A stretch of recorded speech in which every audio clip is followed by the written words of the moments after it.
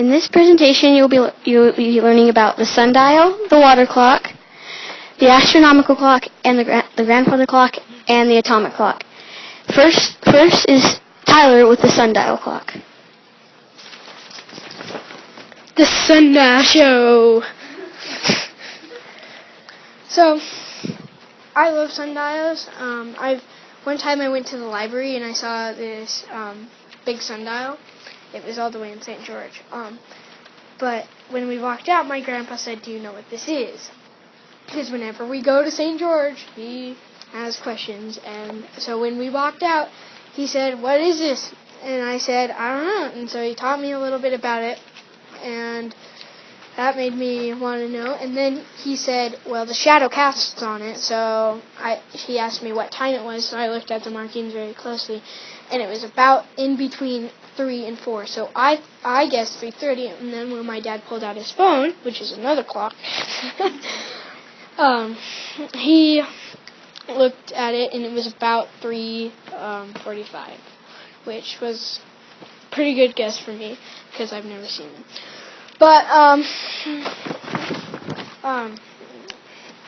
nobody knows for sure who invented the sundials, but it is believed in by the Egyptians, Greeks, Romans, and I don't know how to say this last one, so I'm just going to take a good guess. Babylonos. I don't know. But the sundial was used to tell time by the shadow the sun made. The reason why the sundial is the greatest invention ever is because it was the very first way people started to tell time, which I thought was pretty cool. Like, it's not the most accurate, but it's the clock that can tell time. And as you can see on the model, I didn't make all of it. That's because I didn't have a lot of time. FYI, my grandma died, but so I marked the 12-hour, 6-hour, 3-hour, and 9-hour, which it's always going by the 3, so like the 9-hour goes to 12, and then 6, so it's like 3, 6, 9, 12.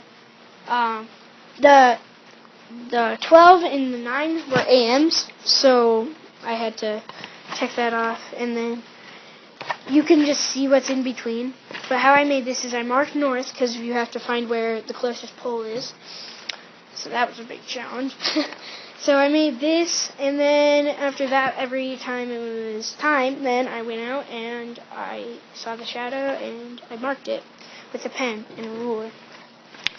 Now that was my never mind. The mathematician and astronomer Theo Tobias is said to have invented a universal sundial that could be used anywhere on Earth. The Romans adopted the Greek sundials, and the first record of a sundial is Rome in 293 BC, according to Pliny. And I don't know if that's true, but it's according to Pliny. Next, you will learn about water clocks. Whoops! Grandfather clocks. There we are. And it is presented by Emery. Thank you. Hi. Did you know that grandfather clocks were made in around 1680? Well, in my essay, you'll learn about a lot of facts about the grandfather clock. First of all, do you know who invented the grandfather clock? In 1582, Galileo discovered that a pendulum could be used to track time. He drew the first designs for the grandfather clock, though he did not build it. Finally, in 1656, Christian Huygens built the first known grandfather clock, putting Galileo's discovery to use. Though the clock did not keep accurate time, finally, 1670, William Clement discovered that clocks worked better than with a longer pendulum. How does a grandfather clock work? It requires a pendulum to swing back and forth. It is figured by the length of the pendulum. The back and forth movement of the pendulum causes the weights to drop in given paces, which makes the hand move.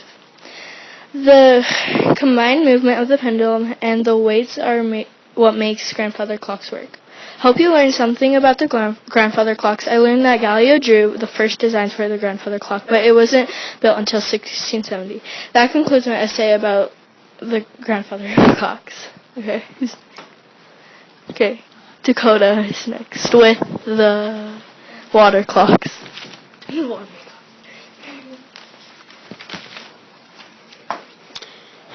First of all, according to the books, these early water clocks were calibrated with a sundial.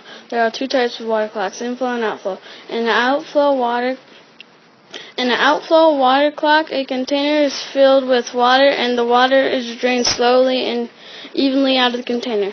Next, the oldest water clock we know of dates back to 1500 BC, when it was entered in the tomb of Egyptian. The Greeks began using them around 325 BC. In the dome to the cleanser water, these early water clocks fell into two categories, outflow and inflow. Next is Mason with Jaden with the top.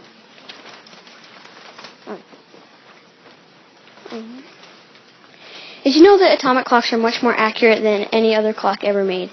The first atomic clock was invented in 1945 by Lewis Essen and Jack Perry. Atomic clocks are designed to measure the precise length of a second. The atomic clock uses an electron transition.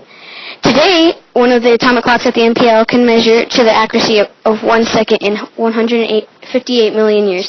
The new atomic clock should be about 100 times better. One atomic clock made in 1999 by the U.S. National Institute of Standards and Technology, it would gain or lose a second if it ran 20 million years. In laboratories, you will usually see an atomic clock because they measure the exact time. And I hope you learned about atomic clocks. I hope you learned a lot about atomic clocks. Next is Mason with the astronomical clock.